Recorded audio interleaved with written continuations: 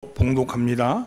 믿음은 바라는 것들의 실상이요 보이지 않는 것들의 증거니 선진들이 이로써 증거를 얻었느니라. 아멘. 할렐루야. 오늘 이렇게 코로나19 4단계 조치로 말미암아 아주 사회가 얼어붙는 듯한 그런 느낌을 받습니다. 하루속히 이 델타 바이러스, 변이 바이러스를 극복하고 다시 일상으로 돌아갔으면 하는 바람입니다. 옆에 있는 사람 인사하면서 잘 나오셨습니다. 앞뒤로 인사하면서 은혜 받읍시다. 오늘은 믿음으로 살기라는 말씀을 가지고 은혜를 나눠보고자 합니다. 사람이 그냥 사는 것 같아도 어떤 사람이든지 나름대로 자기가 살아가는 판단의 기준이 있습니다. 무슨 일을 하든지 어떤 일을 할 때 그 사람이 그 일을 하는 결정하는 그 기준이 있죠. 어떤 선택을 하거나 어떤 결정을 하나 왜 그렇게 하는지 하는 근거가 있습니다. 이것을 넓은 의미로 보면 세계관이다 이렇게 말을 하죠. 여러분들은 무엇을 근거로 판단하십니까? 어떤 일을 할 때 어떤 기준으로 일을 판단하고 결정하십니까? 먼저 어떤 사람들은 어떤 일을 결정할 때 자신은 보는 것으로 판단한다 이렇게 말하는 사람이 있죠. 보는 것으로, 눈에 보이는 것으로 판단의 기준을 삼는 사람들입니다. 이게 대표적인 것이 과학이죠. 과학은 증명되어야지 참입니다. 증명되지 않는 것은 참이라고 얘기하지 않아요. 그래서 이런 사람들은 물질이 전부라고 생각하고 살아가는 사람들입니다. 이들을 향해서 유물론자라고 얘기를 하죠. 돈과 과학이 지배하는 현대사회는 유물론적 세계관을 당연한 것으로 받아들이고 있고 또 당연한 듯이 여기면서 살아갑니다. 이미 과학이라는 것이 현대인들에게는 진리의 유일한 심판자로 자리매김을 하고 있습니다. 인생에 대해서 그리고 우주의 진리를 아는 사람은 이제 과학자뿐이다 이렇게 생각을 합니다. 이 시대 사람들은 철학자도 문학가도 성직자도 신뢰하지 못합니다. 오직 과학을 신뢰합니다. 영적인 영역도 정신과학이라는 이름으로 바뀌어버렸습니다. 과학이 신의 자리에 서게 되었고 과학자가 제사장의 자리에 서 있는 모습, 그것이 오늘 현대사회의 모습입니다. 교회 안에도 이런 사람들이 적지 않게 있습니다. 하나님을 믿는다고 말은 하지만 실제로 말하고 행동하는 것이 보이는 것이 전부라고 생각하고 살아가는 사람들은 유물론적인 그런 세계관을 가지고 있는 사람들이죠. 그런가 하면 나는 아는 것으로 판단한다 이렇게 말하는 사람들이 있습니다. 자기가 아는 것이 판단의 기준이 되는 것이죠. 이런 사람들을 이성주의자다 이렇게 말합니다. 똑똑한 사람들일수록 그렇게 생각합니다. 자기 자신이 납득하고 자기 자신이 이해할 수 있는 것 외에는 절대로 인정하려고 들지 않는 그런 사람들이죠. 자신이 아는 것에 대해서는 절대적인 확신을 가지고 있는 사람들, 이런 사람들입니다.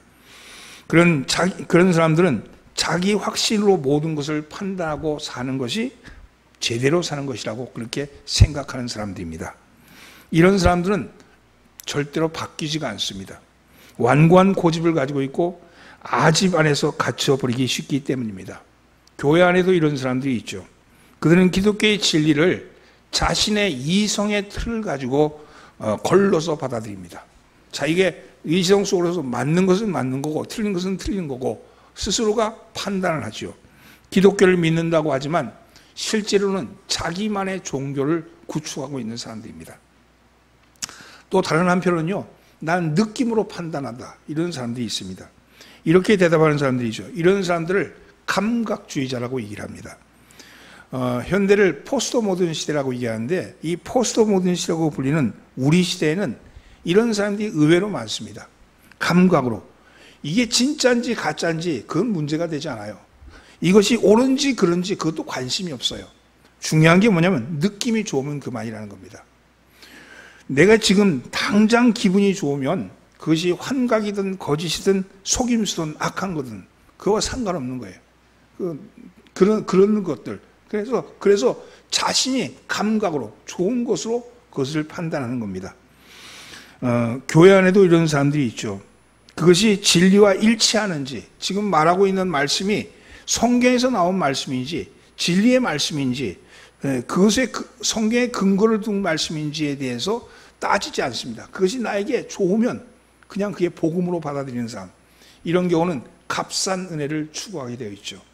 그래서 이런 사람들입니다. 이렇게 사는 사람들이 이 땅을 살아가는 사람들 속에는 그렇게 살아가는데, 우리는 소위 말해서 그리스도인은 무엇을 판단의 근거로 삼고 무엇을 결정의 근거로 살면서 살아가는 것일까요? 이 질문에 대해서 사도 바울은 믿음이라고 그랬어요. 믿음. 우리는 믿음이라고 그랬습니다. 고린도후서 5장 7절 말씀에 보면 이는 우리가 믿음으로 행하고 보는 것으로 행하지 아니함이로다, 이렇게 말씀합니다. 이는 우리가 믿음으로 행하고 보는 것으로 행하지 아니한다. 우리는 보는 것으로 행하지 아니하고 믿음으로 행한다, 이렇게 말하는 거죠. 우리의 판단의 근거는 믿음이다, 이렇게 말씀합니다. 우리는 무엇을 결정할 때, 어떤 일을 판단할 때 믿음으로 결정하고 믿음으로 판단합니다. 교회 생활을 하면서 가장 많이 듣는 이야기 중 하나가 바로 믿음이라는 단어죠. 김 권사는 참 믿음이 좋아, 이렇게 말하거나, 혹은 야, 박 집사는 믿음 생활이 좀 게을러졌어, 이렇게 얘기하거나, 이런 예들 말입니다. 이런 믿음 말이죠. 우리는 흔히들 믿음을 가지고 이게 판단의 근거로 삼고 있죠. 예수님도 내 믿음이 너를 구원하였다, 이렇게 말씀하셨습니다. 사도 바울은요, 율법과 대항하는 복음 공동체의 특징을 율법에 대비해서 믿음이라고 그렇게 주장했습니다. 하나님 앞에서 믿음으로 이루어지는 것이지 행위로 이루어지는 것이 아니다, 이렇게 말씀한 것이죠. 마틴 루터가 로마 캐톨릭 교황청에 대항하여서 내건 가장 중요한 신학적 구호가 바로 오직 믿음, 솔라 피데였습니다. 이 오직 믿음은 바로 우리 개신교의 신앙의 가장 핵심이라고 그렇게 말할 수 있죠. 개신교는 믿음으로가 가장 중요한 신학적 구호고, 그것을 판단의 근거로 삼는 그런 교회입니다. 근데 교회 다니시는 분들한테 오늘 지금 당장 세상을 떠나면 천국에 들어갈 확신이 있습니까? 천국에 들어갈 믿음이 있습니까? 이렇게 물어보면 대다수가요, 예, 잘 모르겠습니다, 이렇게 얘기하는 경우가 많더라고요. 여러분, 그러면 예수 안 믿으세요? 이렇게 하면 아니, 믿죠. 근데 왜 천국에 들어갈 그 확신 없어요? 이렇게 얘기하면, 그러면 뭔가 믿기는 믿는 걸 알겠는데 뭔가를 더 해야 되지 않는가 하는 거에 대한 자신이 없어 하는 거죠. 내가 과연 천국에 들어갈 수 있을까 하는 거에 대한 자신이 없는 겁니다. 왜 그렇습니까? 말씀대로 살지 않았으니까. 내가 지금 내 믿음이 진짜 믿음인지 하는 거에 대한 의구심이 생기기 때문에 그런 거죠. 그러나 천국에 들어가는 조건은 아무것도 없습니다. 믿음입니다. 믿음만이 천국으로 들어가게 하는 힘입니다. 이런 믿음이면 족하죠. 이 말씀을요, 교회 다니는 사람 치고 한 번도 안 들어본 사람이 없을 거예요. 그런데 막상 물어보면 그건 잊어버리는 거예요. 왜 그럴까요? 이것은요, 믿음에 대한 이해가 부족하기 때문에 그렇습니다. 믿음이 뭔지에 대한 확실한 이해가 부족하기 때문에 이게 헷갈리는 거죠. 보통 믿음이라는 말을 쓸 때 내가 믿는 주체가 되어서 어떤 사실을 믿는 것을 의미합니다. 즉 내가 무엇을 믿는다, 이렇게 말하죠. 내가 무엇을 믿는다, 이렇게 얘기하는데, 이렇게 얘기하는 믿음은 그것은 신념이지 그것을 믿음이라고 그러지 않습니다. 성경에서 말하는 믿음은요, 그 믿음이 아니고 내가 믿는 것이 아니라 하나님이 나를 믿으시게 하시는 겁니다. 하나님이 나를 믿으시게 하는 것. 하나님이 나를 믿는 것을 내가 받아들이는 거예요. 하나님이 나를 믿는 것을 내가 받아들이는 겁니다. 내 안에는 하나님을 믿을 수 있는 어떤 것도 없다는 것을 인정하는 거예요. 나는 내 스스로가 하나님을 믿을 수 있다는 그 어떤 것도 나에게 가지고 있지 않은 것을 인정하는 겁니다. 믿음이라는 건요, 전적으로 하나님께 내맡기는 거예요. 나는 하나님을 믿을 수 있는 능력도 자격도 없다. 그러니 하나님이 나를 믿으시게 해야지 내가 믿는다 하는 것을 받아들이는 것이 믿음의 출발이 된다는 거예요. 그래서 여러분이 믿음이 있다는 건요, 믿음을 가졌다는 건요, 전적으로 하나님의 은총입니다. 전적인 하나님의 은총입니다. 예를 들어 어떤 사람이 심한 병에 걸려가지고 수술을 받아야 할 때 자신을 완전히 의사에게 맡기잖아요. 여러분, 전혀 의식이 없는 상태에서, 마취되어 있는 상태에서 의사가 자기 몸을 어떻게 할지 모르니까 나는 맡길 수 없다. 그럼 수술을 받을 수 없잖아요. 여러분, 내가 수술을 받는다는 것은 전적으로 내가 내 몸이 어떻게 되든지 의사가 하는 그대로 나에게 맡겨야 되잖아요.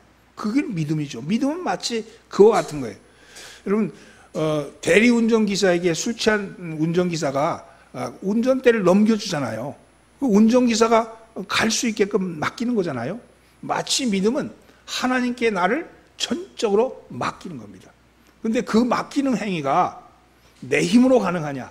그게 아니라는 거예요. 하나님이 나를 믿으시게 해야 믿음이 생긴다는 겁니다. 오늘 그 말씀이 오늘 본문에서는요, 믿음은 기대는 것이다. 믿음은 완전히 하나님 앞에 기대는 것이다. 이 말씀으로 믿음을 정의할 수 있죠. 여러분, 오늘 본문은 어떻게 사는 것이 믿음으로 사는 것인가, 진정한 믿음은 무엇인가에 대한 말씀을 가지고 함께 은혜를 나눠보고자 합니다. 먼저 히브리서 11장 1절과 2절 말씀을 함께 봉독합니다. 믿음은 바라는 것들의 실상이요 보이지 않는 것들의 증거니 선진들이 이로써 증거를 얻었느니라. 여기 믿음은 바라는 것들의 실상이요 보이지 않는 것들의 증거니 선진들이 이로써 증거를 얻었느니라. 이렇게 말씀하죠. 믿음은 뭐냐? 첫째는요, 따라서 바라는 것이 이루어지는 겁니다. 믿음은 바라는 것이 이루어지는 것이다. 오늘 믿음은 바라는 것의 실상이요 이렇게 말씀했는데, 이 실상이란 말이 탁 걸리는 거예요. 그래서 실상이란 말의 원어는요, 휘포스타시스입니다. 휘포스타시스. 근데 이 말은 번역본에 따라서 조금씩 다르게 번역되어 있더라고요. 먼저 새 번역에는요, 이 휘포스타시스가 확신이라고 번역되어 있어요. 확신. 믿음은 바라는 것의 확신이라고 이렇게 되어 있습니다. 그리고 공동 번역에서는 보증이라고 번역되어 있어요. 믿음은 바라는 것의 보증이다. 이렇게 되어 있습니다. 이 말의 뜻은 본체란 말이고 실제로 존재하는 모양이나 상태를 의미합니다. 근데 그래서 실상이라 그렇게 얘기한 거예요. 이 말씀은 우리가 은행에 통장에 1,000만 원이라고 찍혀 있으면 내가 실제로 내가 돈이 1,000만 원이 내 앞에 있는 것을 은행에 가고 금고에 가서 확인하지 않더라도 1,000만 원이라고 찍혀 있으면 은행에 1,000만 원이 실제로 들어가 있는 거죠. 그럼 그와 같이 이것이 예를 들면 우리 집에 이게 우리 집이야. 내가 살고 있는 집인데 문 앞에 아무개 집이라고 문패를 달아놓지 않더라도 이게 내 집이다. 이렇게 하면 내 집인 거예요. 왜냐하면 등기도 내 이름으로 돼 있고 내 소유가 돼 있으니까. 그것이 늘 앞에 뭔가 이렇게 나타나야만이 되는 게 아니고, 이게 내 거다 이렇게 하면 내 건 거죠. 마치 그것을 믿는 것이 눈앞에 보이지 않는다 할지라도 이미 실상이 있다는 거예요. 있다는 거. 믿음은 바로 이런 것들이죠. 그런데 이 믿음은 앞으로 되어질 일에 대하여서 그런 믿음을 소유하는 거예요. 실상이란 말은 앞으로 되어질 것에 대해서 소유하는 거예요. 지금은 되어져 있지 않아. 그런데 믿음을 가지면 그것이 되어지는 것으로, 마치 1,000만 원이 은행의 금고에 있는 것으로 드러난다는 거죠. 눈에 보이는 것이 없어도, 손에 만져지는 것이 없어도 하나님의 말씀이 이루어지는 말씀으로, 하나님의 말씀이 이루어지는 말씀으로, 지금 하나님 하신 말씀이 이루어지는 말씀으로, 실상의 말씀으로 받아들여지는 것, 그것이 믿음이라는 거예요. 지금 눈에 보이는 것은 없지만 하나님이 약속하셨으니까, 하나님이 말씀하셨으니까 이루어진다. 이거를 받아들이는 거예요. 이걸 받아들이는 거예요. 이것을 받아들이고 인정하는 겁니다. 믿음은요, 그것을 받아들이고 인정할 때 하나님이 일을 하시는 거예요. 하나님이 일을 하시는 거예요. 하나님이 아브라함에게 아들을 낳으리라고 말씀하셨을 때 아브라함은 그것을 믿었다 그랬어요. 네게 아들이 생길 거다 그랬을 때 아브라함은 그것을 믿었다 그랬어요. 근데 아브라함 앞에는 아무것도 이루어진 게 없어. 그죠? 근데 믿었다 그랬어요. 그 믿음이, 그것을 믿음을 하나님이 의로 여기셨다. 그리고 그 의를 이루신 거죠. 관계가 이루어지는 겁니다. 그 말씀이 로마서 4장 18절로 22절 말씀에 나오는 거예요. 오늘 본문에 이런 말씀, 아브라함이 바랄 수 없는 중에 바라고 믿었으니 이는 내 후손이 이와 같으리라 하신 말씀대로 많은 민족의 조상이 되게 하려 하심이라. 바랄 수 없는 중에 바라고 믿었다. 이 믿음이죠. 그가 100세가 되어 자기 몸이 죽은 것 같고 사라의 태가 죽은 것 같은 말 알고도 믿음이 약하여지지 아니했다. 하나님이 주신다 그랬다는 거예요. 근데 조건과 환경에는 그게 이루어질 수 없는 상황이야. 그렇잖아요? 이루어질 수 없는 그런 상황인데도 그것을 받아들였다는 거예요. 그리고 이루어질 줄 믿었다는 겁니다. 믿음이 없어 하나님의 약속을 의심하지 아니하고 믿음으로 견고하여져서 하나님께 영광을 돌리며, 의심하지 않고 믿음으로 오히려 견고하게 하나님께 영광을 돌렸다. 하나님이 말씀하셨으니까 어떤 방법으로든지 하나님이 하실 것이다. 인간의 생각으로는 도무지 이루어질 수 없어요. 100세나 되었고 90세나 된 몸에서 어떻게 자식이 생겨? 그거는 이루어질 수 없어. 그러나 하나님은 하실 것이다. 그리고 그 하신다는 믿음이 견고해졌다는 겁니다. 21절, 약속하신 그것을 또한 능히 이루실 줄 확신하였으니, 이 확신이란 말이 바로 실상이에요. 실상. 아까 말씀드린.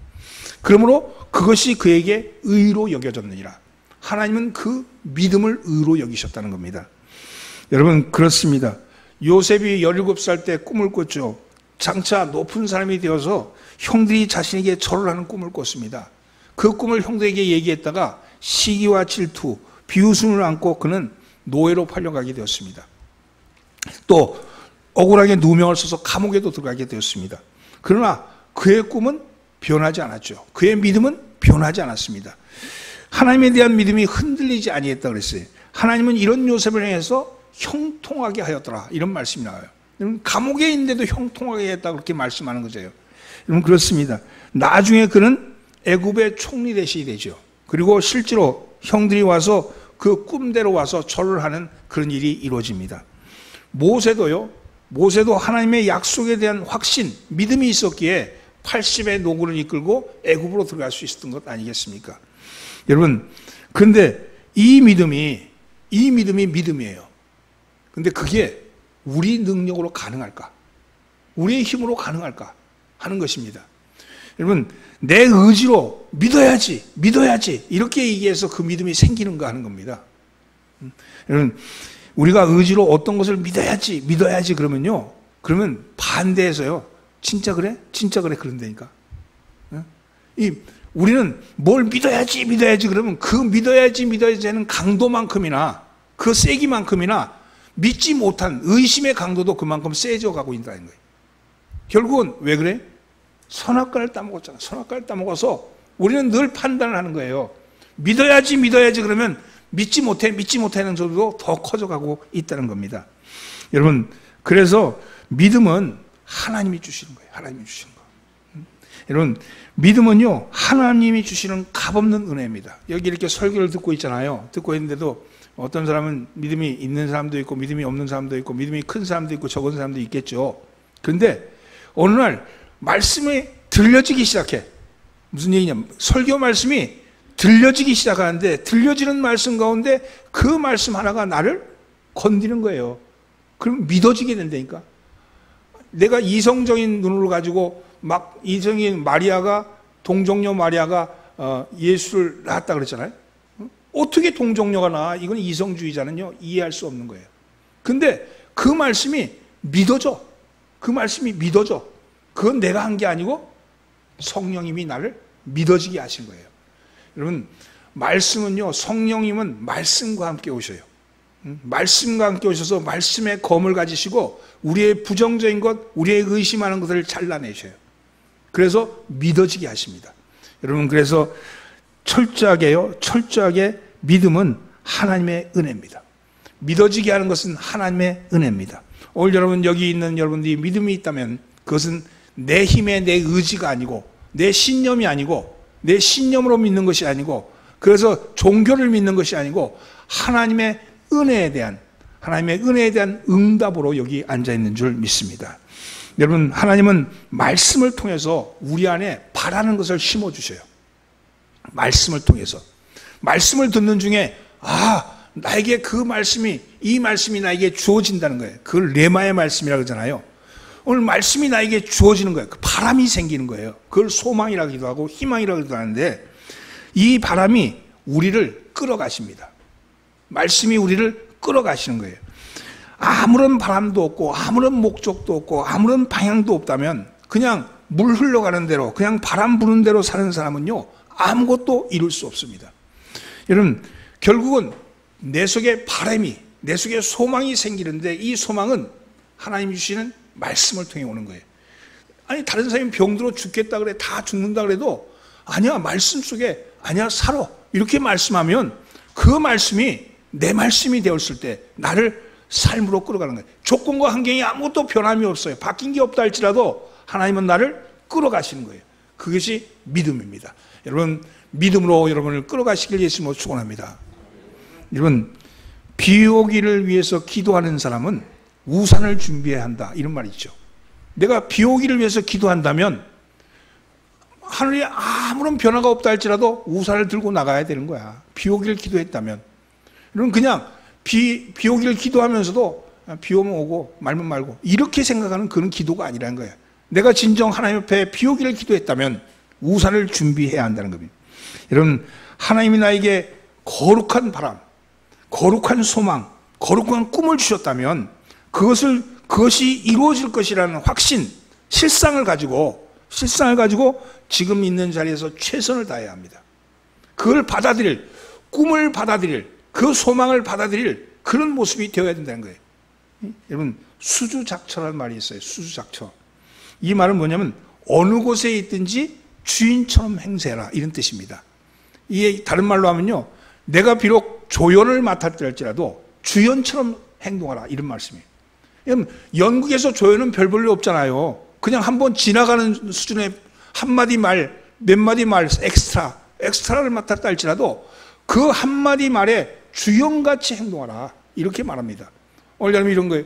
내게 하나님이 꿈을 주셨다면 그 꿈을 받아들일 내 그릇을 준비해야죠. 그 꿈이 이루어질 것이라고 믿고 의지하는 그 모습대로 서야 되는 것 아니겠습니까?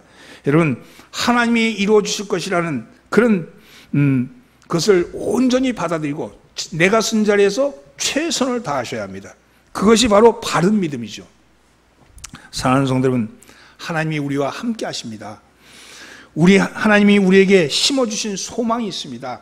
오늘도 주시는 말씀 가운데 내 레마의 말씀이 있다는 거예요. 그 말씀을 붙들고 그것이 이루어질 것을 믿고 마치 아브라함이 하나님이 너에게 자식을 주겠고 네가 큰 민족을 이루게 하겠다는 말씀을 믿었듯이 여러분 요셉이 꿈을 품고 그 꿈이 이루어질 것을 받아들였듯이 여러분 모세가 하나님의 말씀을 의지하고 여러분 80의 노고를 이끌고 애굽으로 나갔듯이 오늘 우리의 마음을요 그 하나님이 우리에게 심어주신 실상을 붙들고 여러분 내 자리에서 최선을 다하는 믿음을 여러분 세우는 것이 바른 믿음이라는 것이죠. 여러분 그런 믿음 갖기를 예수님으로 축원합니다. 두 번째는요 믿음은 따라해보세요. 믿음은 보이지 않는 것을 보는 것입니다. 여러분 믿음은 보이지 않는 것을 보는 것이에요. 보이지 않는 것을 보는 것. 여러분 땅, 사람, 물건 등 사람들이 눈으로 보는 것만을 가지고 평가하고 판단하고 추정합니다. 그러나 성경은 눈에 보이는 것이 전부가 아니다 이렇게 말씀합니다. 하나님은 태초에 눈에 보이는 것과 눈에 보이는 땅과 눈에 보이지 않는 하늘을 창조하셨어요.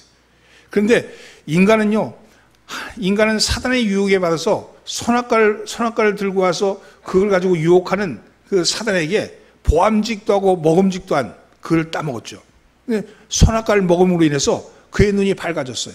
근데 밝아졌는데 무엇에 밝아졌느냐? 눈에 보이는 것에 밝아진 거예요. 그리고 눈에 보이지 않는 것은 어두워져 버린 거죠.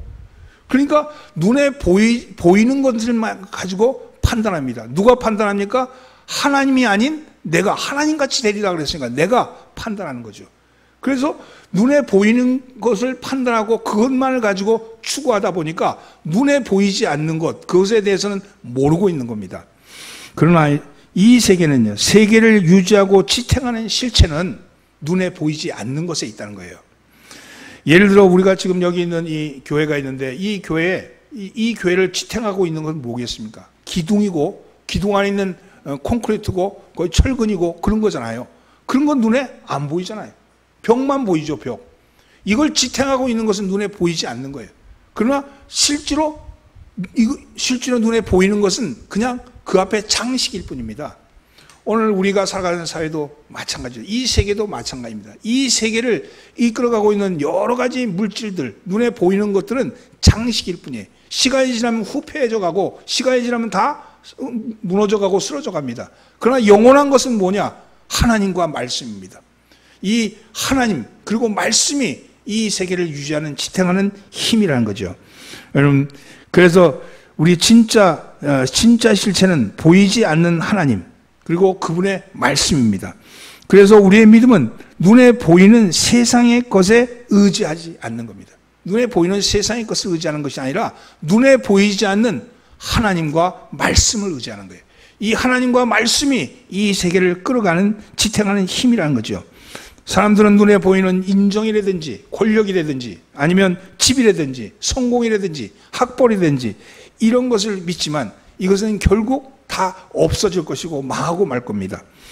오직 우리의 믿음은 눈에 보이지 않는 하나님과 하나님의 말씀을 의지하는 것이 되어야 한다는 것이죠. 그것이 믿음입니다. 믿음은 어디에 근거했느냐?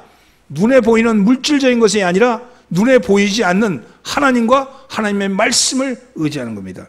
그럴 때 믿음의 눈으로 육체의 눈으로 볼 수 없는 것이 보여지게 된다는 거예요. 믿음의 눈이 열리면 육체의 눈으로 볼 수 없는 것이 보여지게 되는데 그것이 바로 보이지 않는 것을 볼 수 있는 눈, 그것이 믿음의 눈입니다.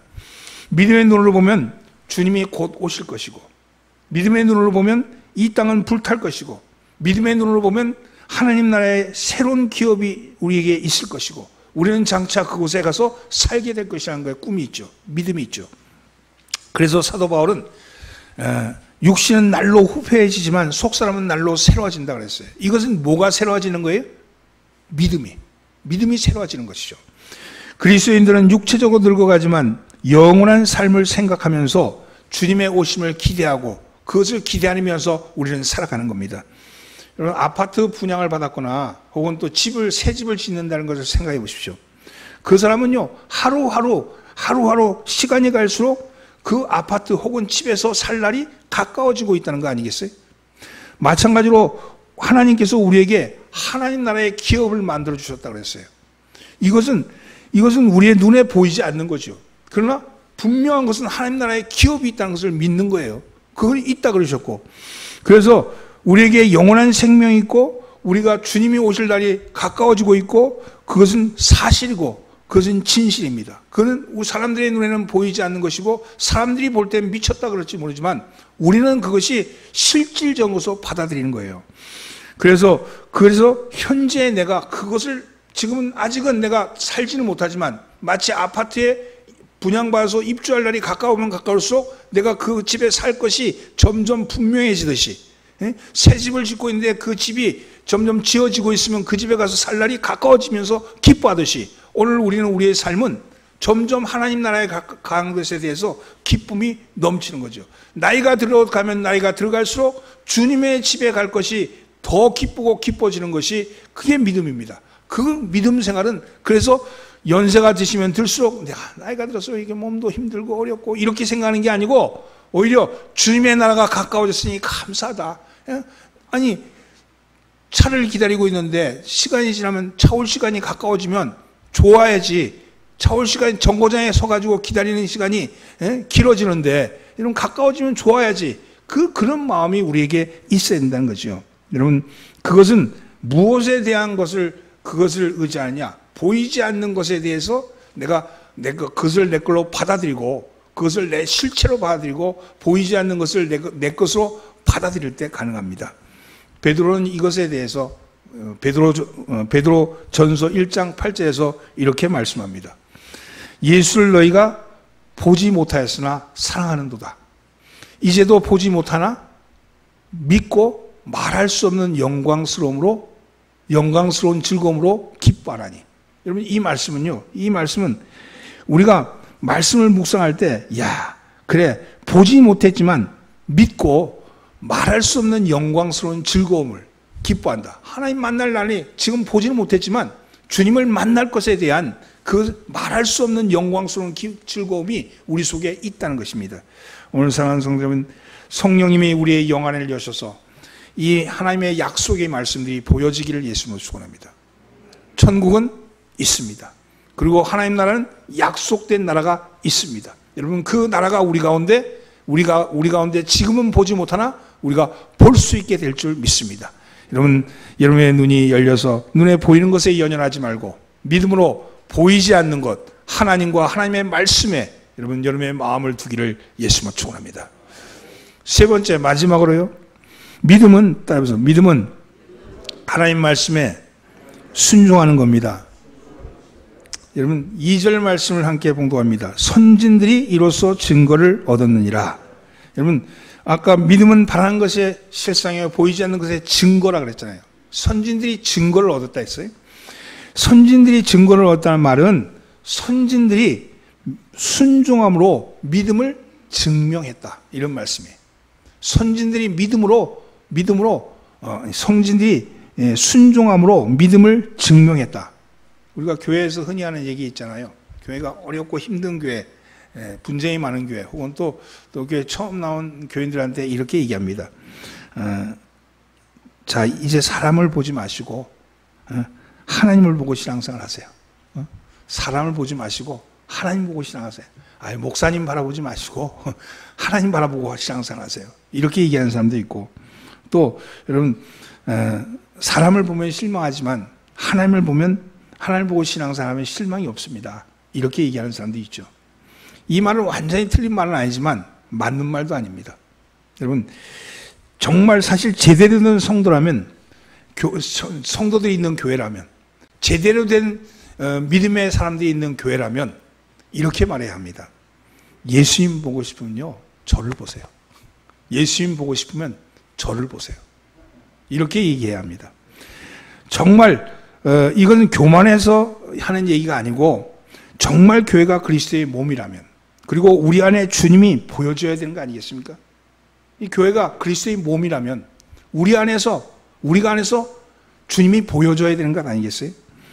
보이지 않는 주님을 볼 수 있는 곳이 교회입니다. 보이지 않는 하나님을 볼 수 있는 곳이 교회입니다. 사도 바울은요, 고린도 교인들을 향해서 이렇게 얘기합니다. 나와 아볼로가 더불어 본을 보였으니, 고린도전서 11장 1절에서 내가 그리스도를 본받는 자가 된 것 같이 너희는 나를 본받는 자가 되라. 사도 바울이 나를 본받으라고 그랬잖아요. 나를. 아니, 교만해서 그랬을까요? 그게 아니고 그리스도를 본받은 것이, 내가 그리스도를 본받았으니, 본이라는 게 뭡니까? 본 뜬다고 하잖아. 본 뜬다는 거, 그죠? 그 본 뜨는 본을 봐라. 그 똑같다는 거예요. 나는. 여러분, 보이지 않는 믿음을 말씀에 순종함으로 보이는 믿음으로 드러내야 합니다. 이게 보이지 않는 믿음이 보이는 믿음으로 드러나는 것이 뭐냐? 순종이에요. 순종. 그 본을 보여준 것, 그 본보기를 보여준 것이 바로 믿음의 선진들이 그러했다는 겁니다. 히브리서 우리 본문 말씀은 믿음의 장이라고 불리죠. 고린도전서 13장이 사랑의 장이라면, 여기 히브리서 11장은 믿음의 장이라고 불립니다.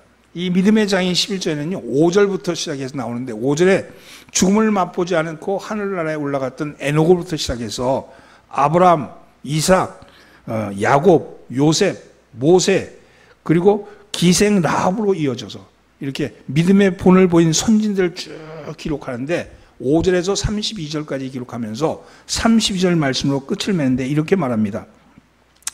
내가 무슨 말을 더하리요? 기드온, 바락, 삼손, 입다, 다윗 및 사무엘과 선지자들의 일을 말하려면 내게 시간이 부족하리로다. 이렇게 말하고는 그러면서 이 사람들은 다 믿음으로 말미암아 증거를 받았으나 이렇게 되죠. 증거를 보였다는 거잖아요. 근데 약속된 것을 받지 못했으니 이 말씀은요, 약속된 것은 누구에게 주어졌어요? 예수 그리스도. 오늘 우리는요, 약속된 것까지도 받은 사람들입니다. 사실은 그게 여기 근데 믿음의 증거를 보였다는 것은 뭐냐? 순종함으로 믿음을 드러낸 사람들이라는 거예요. 믿음은 말씀에 순종하는 겁니다. 예수님의 생애를 한마디로 정의한다면 순종의 삶이었습니다. 순종의 삶. 여러분, 예수님은 아들로서 하나님 아버지께 순종하며 사셨습니다. 예수님께서 보여주신 것은 철저하게 그 공생애 동안에 아버지이신 하나님의 뜻에 순종한 삶을 보여주신 것이고, 우리가 예수님을 통해 볼 수 있는 것은 예수님이 아버지이신 하나님의 뜻에 순종한 것 같이 우리 또한 순종의 삶을 살아야 한다는 것을 보여주는 겁니다. 예수님의 공생애 동안 아버지께 순종한 것에 초점을 맞추고 사셨죠. 그래서 예수님의 삶은, 삶의 모든 것은 아버지의 뜻이었습니다. 에베소서 2장에 보면요, 마귀를 가리켜서 불순종의 아들들 가운데 역사하는 영이다, 이렇게 말씀했어요. 불순종의 아들들 가운데 역사하는 영이 마귀라는 거예요. 실제로요, 마귀의 속성은 그 자체가 불순종이었습니다. 그래서 하와에게 불순종의 영을 집어넣은 거 아니에요. 하나님의 말씀을 불순종한 영이 들어간 거죠.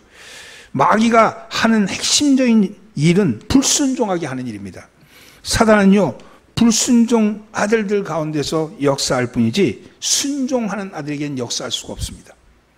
마귀는 불순종하게끔 만들지만 순종하는 아들에게는 역사할 수 없어요. 그러므로 불순종의 삶을 살면 마귀의 자녀가 되는 겁니다.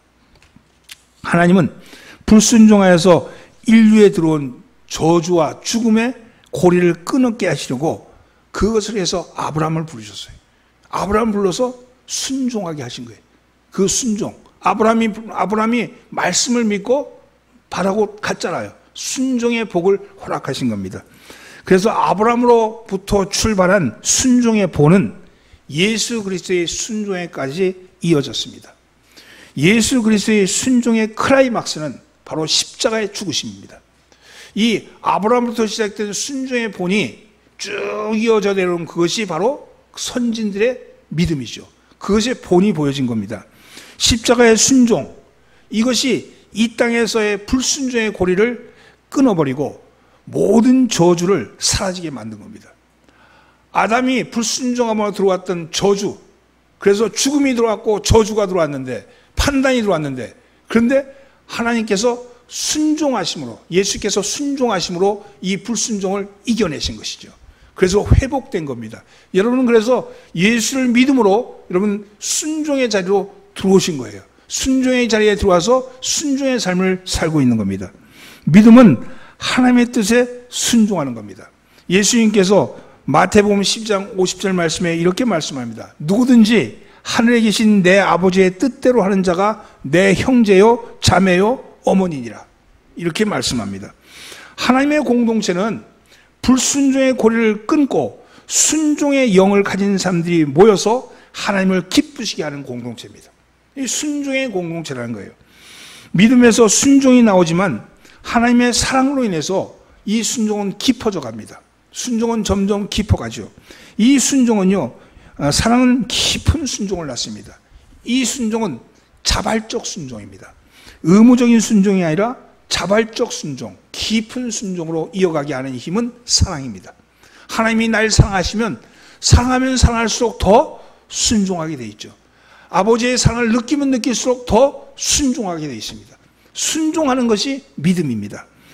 요한복음 14장 21절 말씀에 보면 예수님께서는 나의 계명을 지키는 자라야 나를 사랑하는 자니 나를 사랑하는 자는 내 아버지께 사랑을 받을 것이요 나도 그를 사랑하여 그에게 나를 나타내리라, 이렇게 말씀했습니다.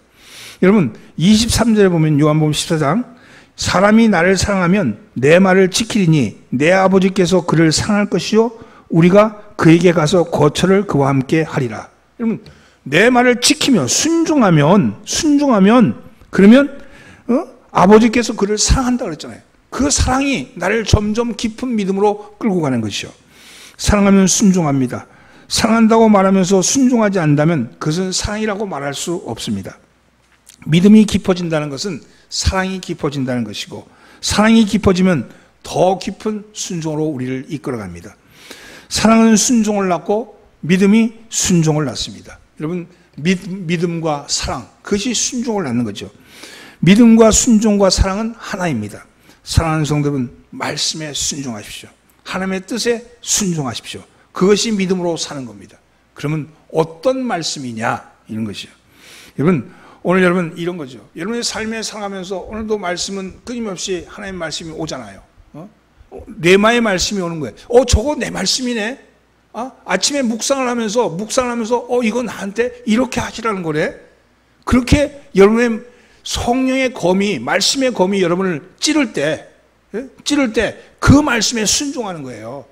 그 말씀에 순종하는 거예요.